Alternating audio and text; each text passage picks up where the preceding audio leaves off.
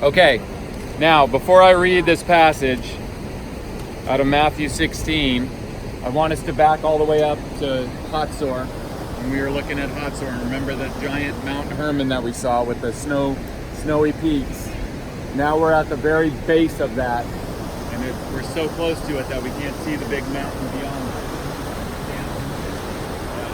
Right there. So this is the base of that mountain. We were just at Dan, which is the biggest spring that comes out as the headwaters of the Jordan, and then this is Caesarea Philippi. It's the second biggest. If you look up at the cave up here, that's where the water used to come out in ancient times. But there was a massive earthquake, and now it comes out where it does now. Okay, so they worshiped Pan here. They sacrificed to him. Somebody was asking me, maybe it was Eden that was asking me about the sacrificing in the water. Here they sacrificed in the water coming out of that cave to Pan.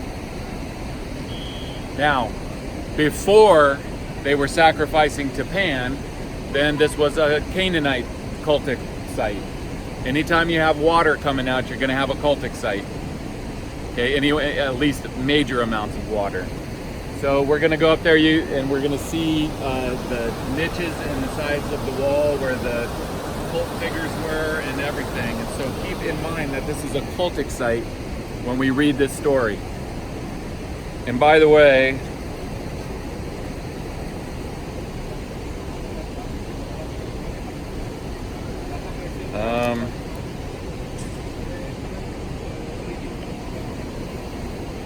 so what I'm doing is I'm reading in chapter 16 about Peter declaring that Jesus is the Messiah, and then immediately after this in chapter 17 is the Transfiguration, and it says that they go up onto a high mountain. And so what makes sense is that's the high mountain, not that rock face, but the big high mountain behind it.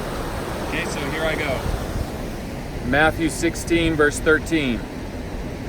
When Jesus came to the region of Caesarea Philippi, so that's why we're reading this here, he asked his disciples, "Who do people say the Son of Man is?"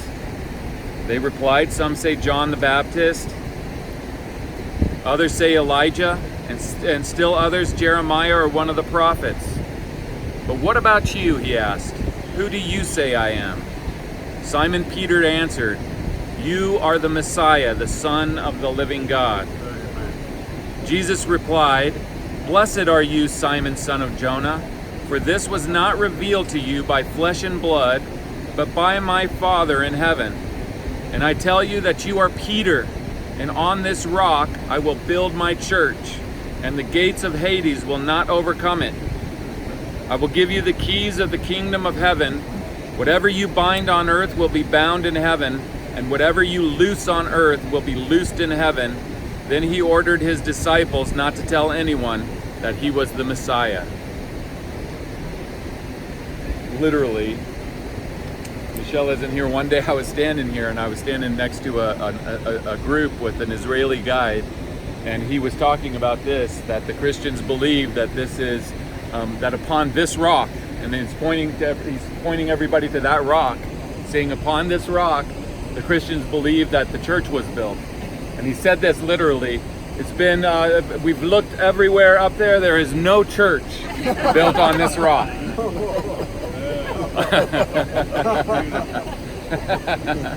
So our faith is over. Amen, Christ. So of course, Jesus is talking about the revelation, not from man to man like Peter, but the revelation directly from God revealed to a man like Peter and the disciples of who Jesus was, that he is the Son of God, the Messiah. And it's upon that revelation that the church is built. I just noticed something for the first time when I read this. In verse 17, "Blessed are you, Simon, son of Jonah." So now we got to go back to Joppa and realize that Peter and all that he did there with the sheet is Peter, son of Jonah. Interesting. Okay, and then we have Jesus predicting his death, and then in chapter 17, verse 1, it says this: "After 6 days, Okay, so after 6 days, you're still going to be, I mean, you could go somewhere very far, but you're still in the context of this story. After 6 days, Jesus took with him Peter, James, and John, the brother of James, and led them up a high mountain by themselves. If you're going to say to Israelites, you went up a high mountain in this region, they're all going to be thinking, oh, you went up Hermon. There he was transfigured before them. His face shone like the sun, and his clothes became white as the light. Just then there appeared before them Moses and Elijah talking with Jesus. So Moses did make it into the promised land, just not before he died. Peter said to Jesus, Lord, it is good for us to be here. If you wish, I will put up 3 shelters, one for you, one for Moses, and one for Elijah. While he was still speaking, a bright cloud covered them, and a voice from the cloud said, This is my son, whom I love, with whom I am well pleased. Listen to him. When the disciples heard this, they fell face down to the ground, terrified. But Jesus came and touched them. Get up, he said. Don't be afraid. When they looked up, they saw no one except Jesus. As they were coming down the mountain, Jesus instructed them, Don't tell anyone what you have seen until the Son of Man has been raised from the dead. The disciples asked him, Why then do the teachers of the law say that Elijah must come first? Jesus replied, To be sure, Elijah comes and will restore all things. But I tell you, Elijah has already come, and they did not recognize him, but have done to him everything they wished. In the same way, the Son of Man is going to suffer at their hands. Then the disciples understood that he was talking to them about John the Baptist. Okay, so before that very convincing event up there, the Transfiguration, which certainly would have convinced Peter that Jesus was the Son of God, before that event, right before that event, 6 days before that event,